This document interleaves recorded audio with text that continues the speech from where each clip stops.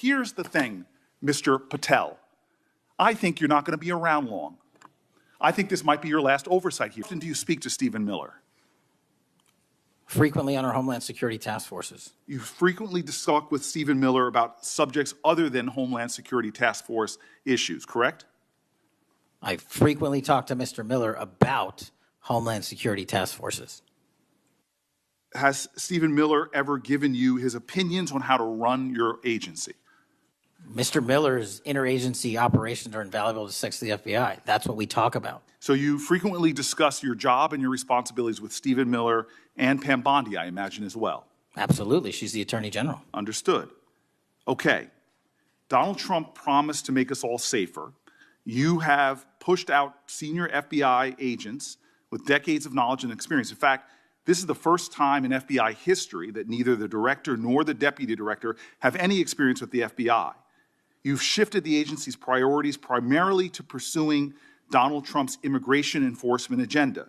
According to ICE data, the Cato Institute, which is a conservative think tank, found that 20% of all agents have been diverted from their work to assist ICE immigration enforcement. 20%. Part of this operation is the work of mass law enforcement who jump out of cars, snatch people off streets at churches, schools, and their jobs and hospitals. Have there been any FBI agents who investigate crimes against children that have been assigned to immigration enforcement, yes or no? The premise of what you say is entirely false. Have there been any FBI agents who investigate foreign domestic terrorism? You don't get to say America is not safer under this leadership. I am not saying America is safer because of the work of the FBI. You're making a presumption of premise. 4,700 children. Sir, we have seized 6,000 weapons and 23,000 violent felons have been arrested. That FBI agents who investigate human trafficking have been reassigned to immigration enforcement. You are not denying that FBI agents who are on the task force that fight against Russian oligarchs have not been reassigned. Public Correction Squad reassigned. People who defend children reassigned. You're not denying that. I've seen you time and time again attack my colleagues' premises of questions as a way to not answer the question. So let me end with this. I believe you have made our country weaker and less safe. I believe that we are more vulnerable to a major event, and I pray to God it doesn't happen. You've gutted the Bureau of Institutional Knowledge and Expertise.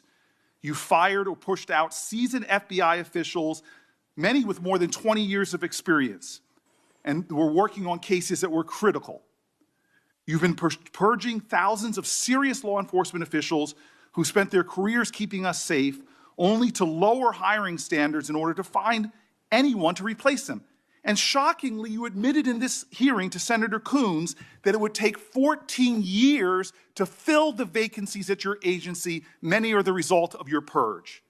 20% of FBI agents are doing low-level immigration enforcement instead of their mission-critical work. You've disbanded entire task forces that stop election interference, foreign influence, public corruption.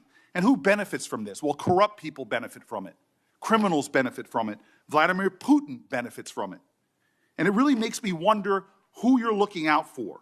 It makes me think we can't trust you as a nation. You swear to release the Epstein files, but now you're withholding the Epstein files.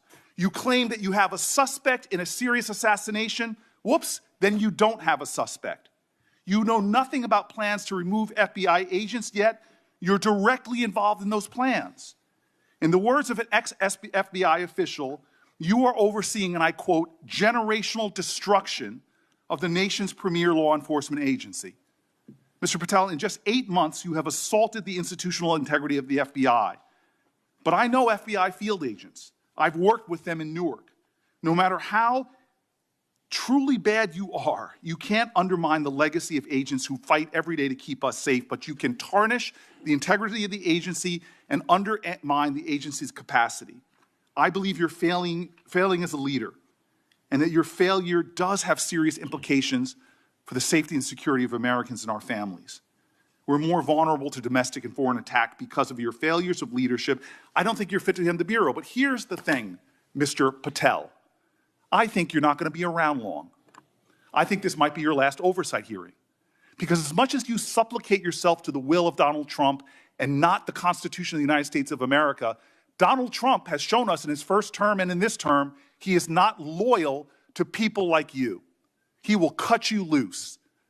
This may be the last time I have a hearing with you because I don't think you're long for your job. But I'm going to tell you this. I pray for you. I pray for you that you can step up and defend your oath, defend the Constitution, and do a much better job of defending this country. Thank you, Mr. Chairman. Do you want to say anything? Yes, at this sir. point? That rant of false information does not bring this country together.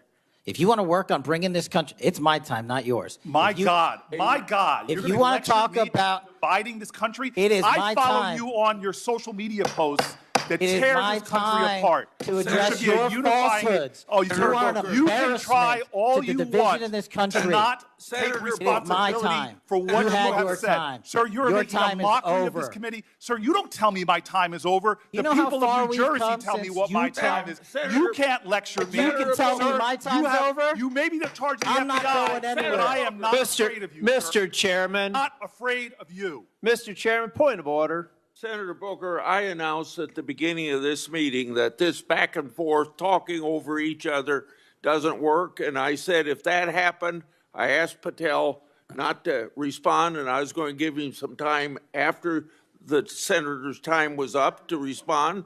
And he has the privilege to do that uninterrupted. Mr. So Chairman, one point of go order. ahead, Mr. I've Patel. watched him talk over us, and you've never once criticized him for us not even being able to get our questions out. Well, He has been rude and disrespectful to senator after senator. And when the senators were not giving him a chance to answer, I didn't stop the senator either. Go ahead, Senator. Thank you, Mr. Chairman. If the FBI, under my 7-month leadership, were failing this administration in this country, why do we have 23,000 violent felons arrested this year alone? A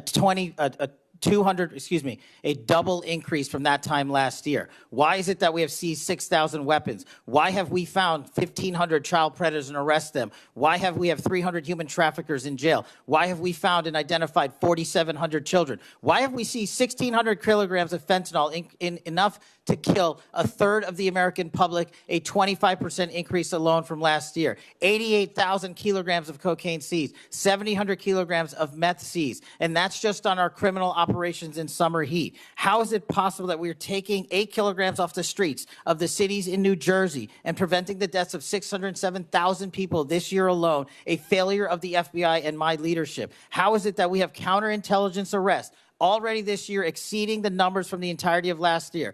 33% increase in PRC, 83% in Russia, 60% in the CI space as it relates to Iran, and we haven't even talked about CT, the southern border, the northern border. Before Senator Cruz